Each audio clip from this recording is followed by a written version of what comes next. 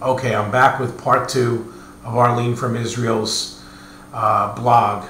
Her blog is dated July 7th of 2009. Again, thanking Berserk Mobile for supporting me in this effort to get these blogs out into the public, doing little videos in support of the Jewish bloggers. And again, Berserk Mobile, a global unlimited cell phone, including text messaging and unlimited data, meaning unlimited internet access. So really a cool phone, available right now in USA, Canada, and Australia. So check them out. I'll follow the link below here, or you'll see it, of course, in the commentary in the video, either below the video or next to the video, depending on how you're watching it. Okay. With that said, we'll continue with Arlene's blog. Well, this week, Netanyahu gave Obama that phrase that he so much coveted. 2 states living side by side. It was like a punch in the solar plexus. And what makes it worse is there's no evidence of anything forthcoming from the U.S. Obama had his chance while he was in Russia yesterday, meaning on the 6th of July. Journalists queried him about Biden's remark that Israel was a sovereign nation and could decide for itself about attacking Iran. His answer made headlines. The U.S. has absolutely not given Israel the green light for attacking Iran. And as an aside, of course, the U.S. has done nothing when an election was totally corrupt in Iran.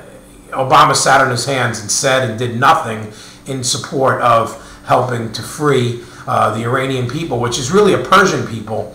And I'm sorry to do this a little aside, but the Iranians are not Muslims.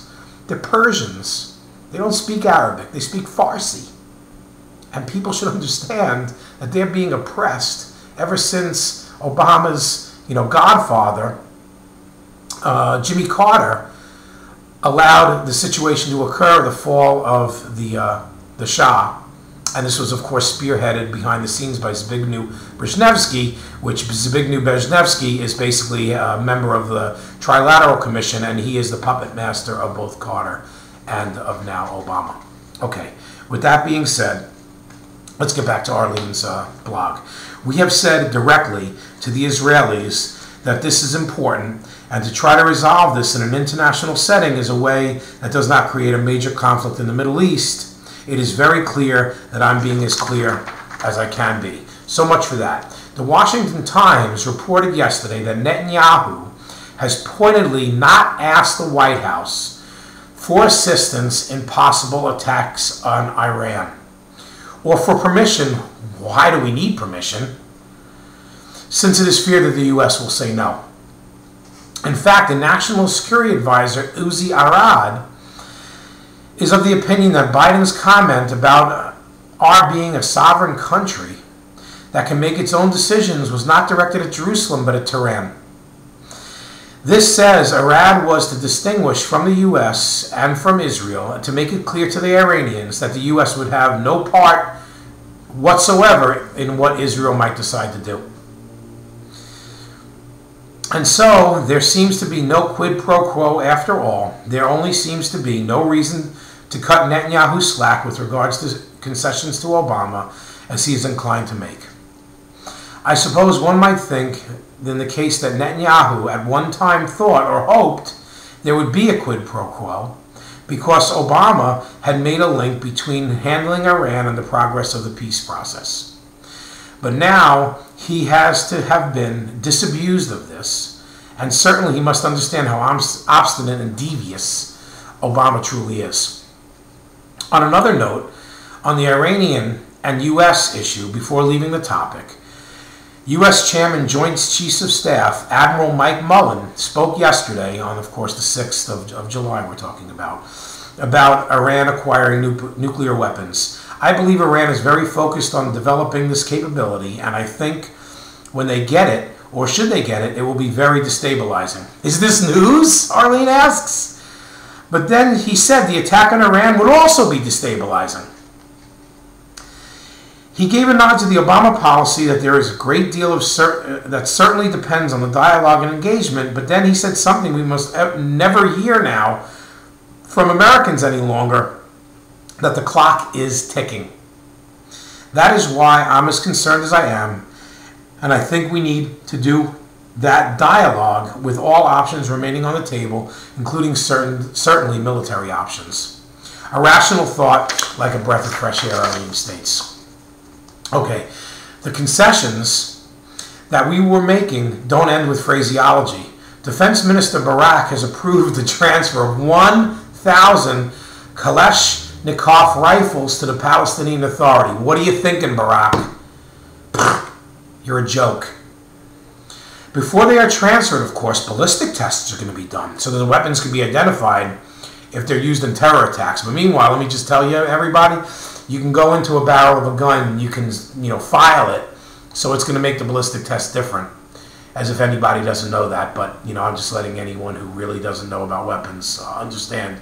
You can do a little filing here or there and change the ballistics imprint of the gun. Like the fingerprint of the gun, you can just file it down, change it. Okay.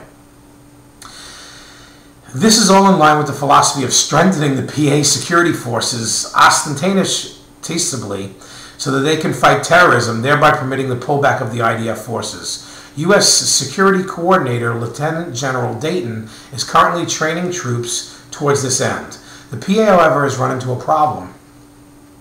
They are having trouble recruiting people for the 3 additional battalions of 2,000 soldiers they hope to add for the existing 4 battalions that have already been deployed in Jenin, Hebron, Jericho, and Bethlehem.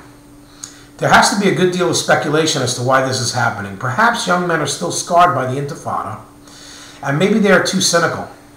But what I suspect, Arlene, of course, is a key reason that hasn't been mentioned at all. They don't want to take a stand against their brothers in Hamas. At the end of the day, the people with the allegiance to the PA, and that is likely to be a tentative allegiance, are those who are Hamas affiliated, are bonded in a variety of ways. These young men who are potential recruits may be asking themselves, why should they be doing the bidding of the U.S. and challenge their own people in the process? Many is the quote I've encountered that expresses this very sentiment. And then we must ask, how effective are those who are already serving the existing battalions will be at actually battling terrorism? Do they have the willpower to do what the IDF has been doing? This is a rhetorical question. Palestinian Media Watch tells us that on PATV, June 29th, the PA Minister of Prisoners, Ashraf al-Adrami, spoke with pride about the bravery of the security forces during the Palestinian Intifada. Now they, meaning Hamas, speak disparagingly about the PA security forces, calling them Dayton forces. These security forces paid a heavy price in the Second Intifada, both as shaheeds, which is martyrs, and as prisoners. The greatest number of prisoners is from the security forces sector. They are the ones who bore arms and carried out the greatest and most important operations of terror attacks against, quote-unquote, the Israeli occupation. Dayton would say that today's forces are being vetted more carefully, and yet, they are doing ballistic tests on the rifles for a reason. The European Commission issued an outrageous statement on Monday saying that Israel's settlement policy strangles the PA economy and makes it more dependent on European aid. It is the European taxpayers who pay the most of the price of this dependence. This apparently came from EC representatives in Jerusalem. The charge is that we expropriate fertile land for settlements, build roads that only serve settlers, and put up checkpoints, all of which inhibits economic growth and makes the Palestinians dependent on the Europeans, who have this year already paid more than 200 million euros, which is $280 million, to help cover the Palestinian budget deficit. There are a host of responses to the unreasonable charges that the Palestinians, by virtue of terrorism, make these checkpoints necessary. That no Palestinian land is being appropriated for settlements. Remember, the talk of construction is in with the existing borders of settlements, and the single worst deterrent to economic growth is the high level of corruption, which funnels money into private pockets so that it doesn't end up where it should be, and the Europeans bear enormous responsibility here, for they have over the years been very lax in demanding transparency with regard to how their money is being expended. Now, with that said, I'm going to thank Berserk again, excuse me. But Berserk, thank you so much for supporting me in these videos, and let me do part 3 of Arlene's video in a moment.